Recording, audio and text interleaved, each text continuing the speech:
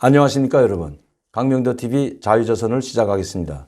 먼저 여러분들께 약 한 4일 동안 방송을 못한 점 먼저 미안한 말씀을 드리도록 하겠습니다. 그동안 제가 4일 동안 해외 출장을 다녀오느라고 방송을 하지 못했습니다. 사실 해외 나가서도 방송을 하려고 방송을 촬영하고 편집하는 제 직원과 함께 출장을 갔지만 해외에서 사정상 하지 못한 점 미리 양해 부탁드리겠습니다.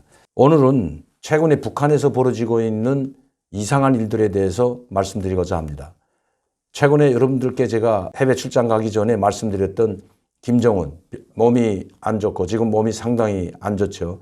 또 심장병으로 인해서 입원했다는 말씀, 입원 치료하고 있다고 말씀드렸는데 그 이후에 김정은이 모습을 드러낸 것이 이번 황순이 사망과 관련해서 김정은이 모습을 드러냈습니다. 즉 김정은이 소장동이라고 하는 평양시 보통관구역 소장동이라고 거기는 간부들 사택이 있는 집중되어 있는 곳입니다.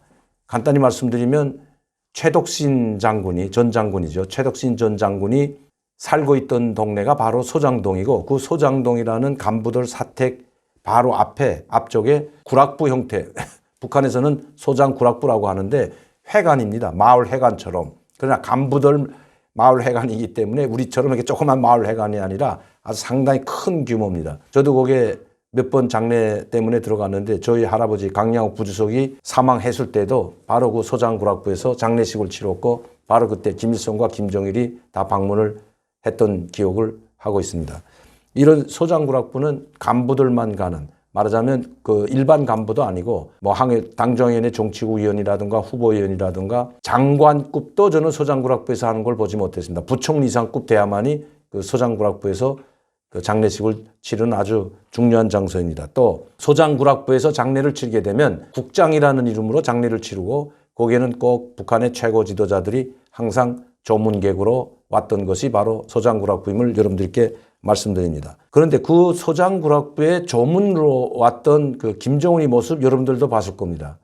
아마 1월 5일 날이죠. 1월 5일 날 순천에 있는 린 비료공장, 아주 상당히 중요한 비료공장인데 린 비료공장에 갔을 때의 모습과 17일 날 나타났던 김정은의 모습은 180도 달랐습니다. 여러분들 사진을 한번 다시 주의 깊게 보시기 바랍니다.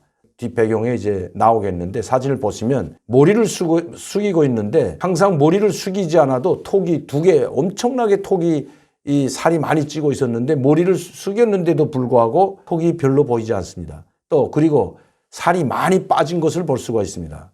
제가 알고 있기에는 이번에 김정은이 치료를 받으면서 심장 수술을 했다는 이야기가 있습니다. 아마 심장 수술을 하고 나서 몸무게가 줄었는지는 모르겠습니다만 심근경색 때문에 심장을 수술했다고 합니다. 아마 철사를 박았겠죠. 대체로 뭐 김일성, 김정일이 다 그 병으로 굽사했기 때문에 아마 김정은도 거기서 자유롭지는 못한 것 같습니다. 이 문제는 다시 한번 짚고 넘어가도록 하겠습니다. 김정은이 수술한 부분에 대해서는 우리 안찬일 박사와 함께 다시 논의하도록 하고 지금 북한에서는 병이 위급하고 언제 쓰러질지 못하는 상황에서 아마 권력 암투가 시작된 것 같습니다. 제가 권력 암투라고 하는 것은 이번 명단에 많이 보이던 사람들이 보이지 않는다는 것입니다. 그 사람들이 무슨 죄가 졌던가 아니면 김정은이 주도하는 회의에서 꼬똑꼬똑 졸다가 들킨 것도 아니고 많은 사람들이 물갈이가 됐고 나오지 않고 있습니다. 또 심지어 이수용이라는 사람은 이거 대단한 사람입니다. 약 한 30년 동안 스위스 제네바에서 김정일의 비자금을 관리하던 김정일의 가장 신임을 받던 사람이었죠. 그래서 스위스에서 돌아오자마자 당주한이 국제부장으로 갔다가 다시 외무상으로 있다가 다시 국제부 부위원장까지 국제부위원장 이용호한테 외무상을 넘겨주고 국제부위원장, 국제담당 당 부위원장으로 같이 갔던 이수용입니다. 물론 이수용이라는 이름으로는 아무리 검색해도 나오지 않습니다. 이철이라는 이름으로 제네바 대사를 지냈던 인물이 바로 이수용입니다. 그만큼 북한에서는 가장 최고 지도자 김일성, 김정일, 특히 김정일 때부터 가장 김정일의 축군이었고 김정일의 신임을 받던 사람이 이수용입니다. 왜? 자기의 비자금을 관리하는 사람, 말하자면 자기의 돈주머니를 쥐고 있는 사람을 가장 신임하는 사람을 보내는 것은 뭐 당연한 일입니다.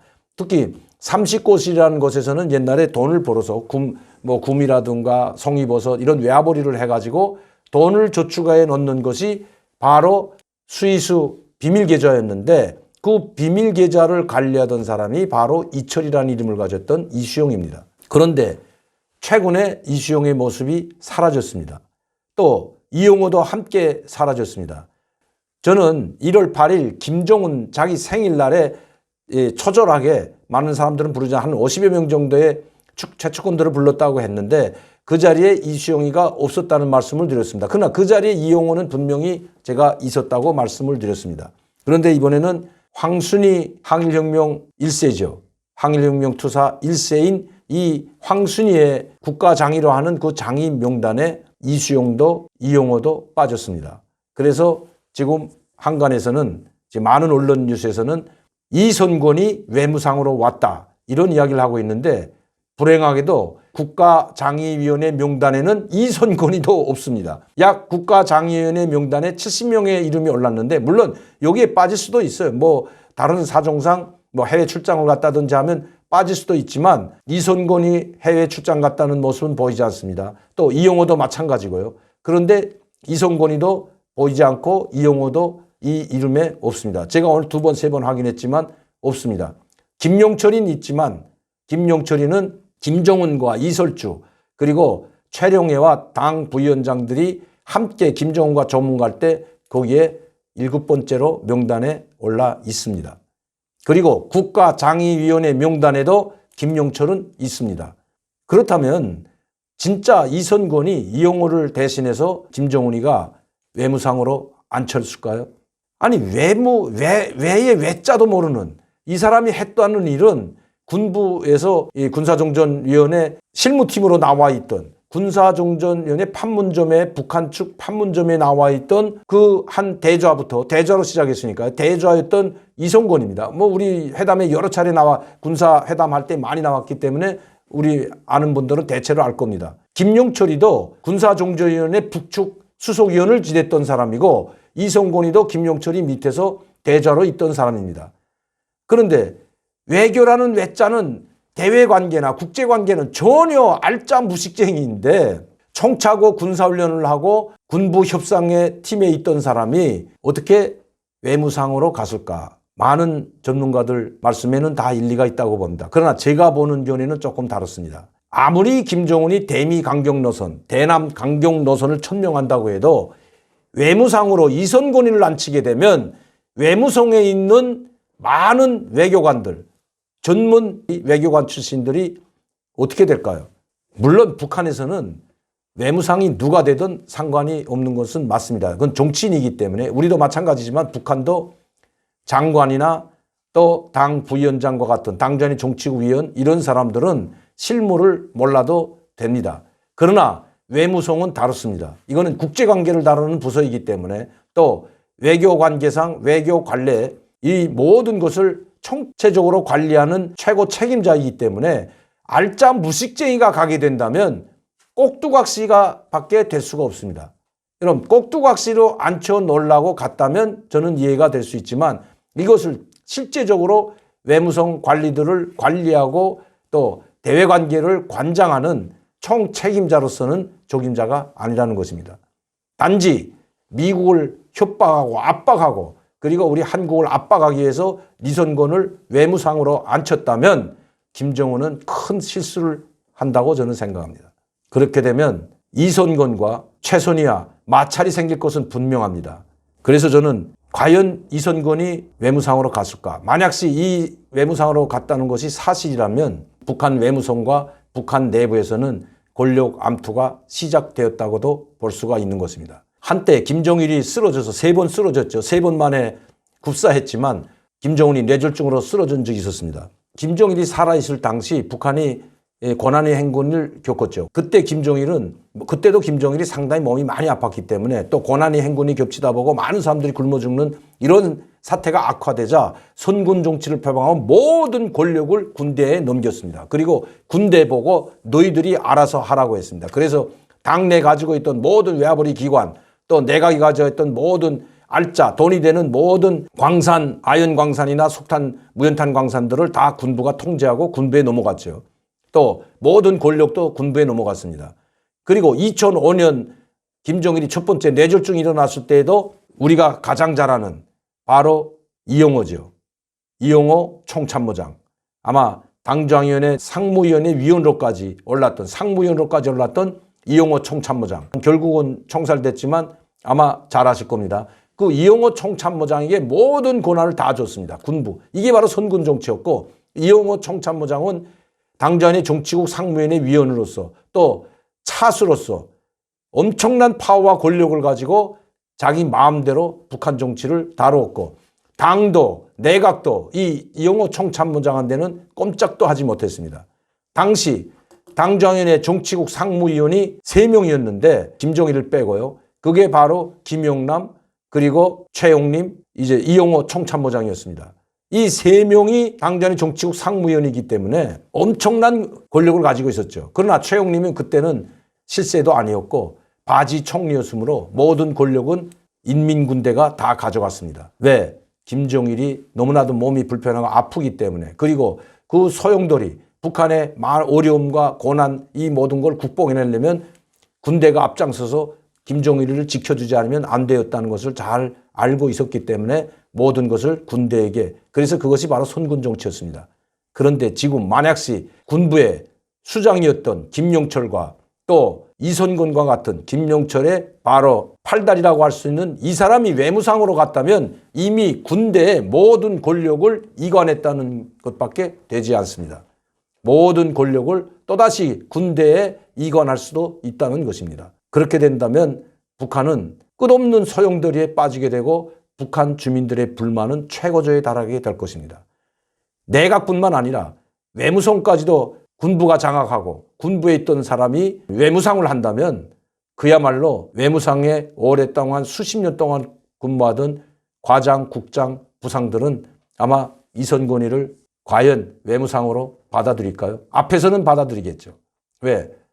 김정은이가 무섭고 이선건이가 무섭기 때문에 어쩔 수 없이 받아들이겠지만 강압에 의해서 받아들여지는 이 외무성 관료들이 과연 협상에 잘 임할 수 있겠는지 그것도 의심입니다. 이제 좀 더 두고 보면 모든 것이 판가름 나겠지만 저도 모든 것을 백방으로 이선건이 실제 외무상으로 임명되었는지 지금 확인해 보고 있습니다. 엄청난 소용돌이에 빠질 겁니다. 만약시 이선건이 외무상으로 임명되었다면 김정은 정권의 몰락을 가져올 수도 있습니다.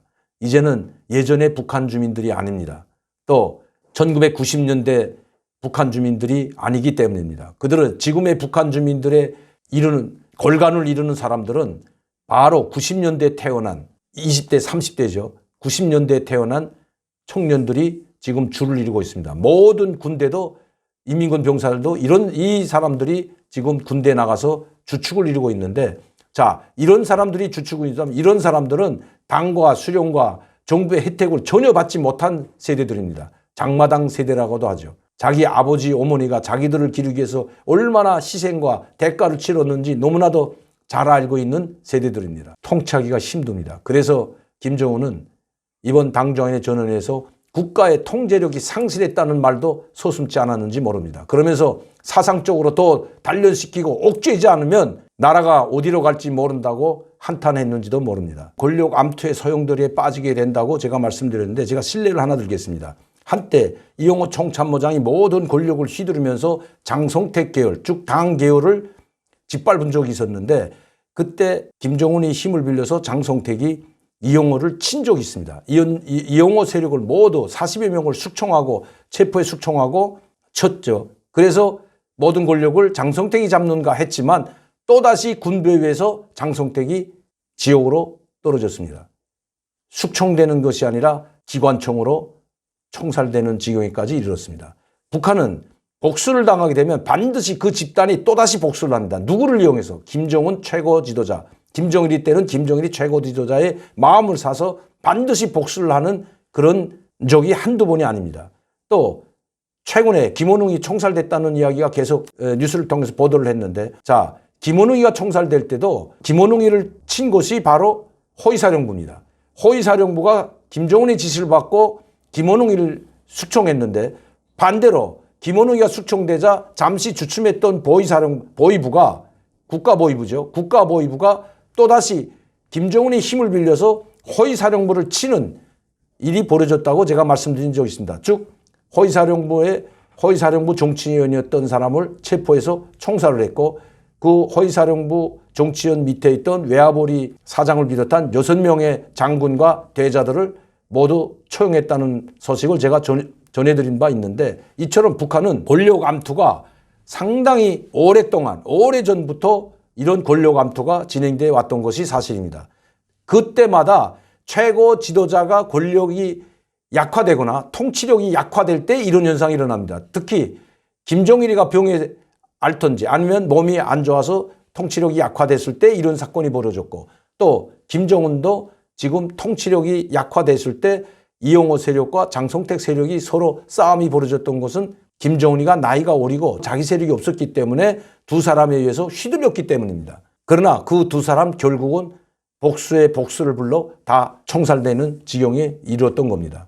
지금 만약시 김정은이 또다시 병이 악화돼서 권력과 통치력이 약화됐다면 그걸 이용해서 권력 암투가 벌어질 수가 있는 겁니다. 이렇게 된다면 북한은 그야말로 내부의 혼란 때문에 또 외부의 압력 때문에, 우리 지금 유엔 제재와 미국의 제재를 받고 있는 이 혼란된 와중에 또다시 내부가 혼란에 빠진다면 김정은 정권은 그야말로 추풍낙엽이 될 것이라고 생각됩니다. 우리에게는 참 좋은 일이라고 생각됩니다. 자유대한민국을 사랑하고 자유대한민국을 지키려고 하는 우리 애국 보수 우파들, 그리고 대한민국을 사랑하는 모든 국민들에게는 다행이라고 생각합니다. 좀 더 지켜봐야 되겠지만 좋은 정보를 계속해서 여러분들에게 알려드리도록 하겠습니다. 감사합니다.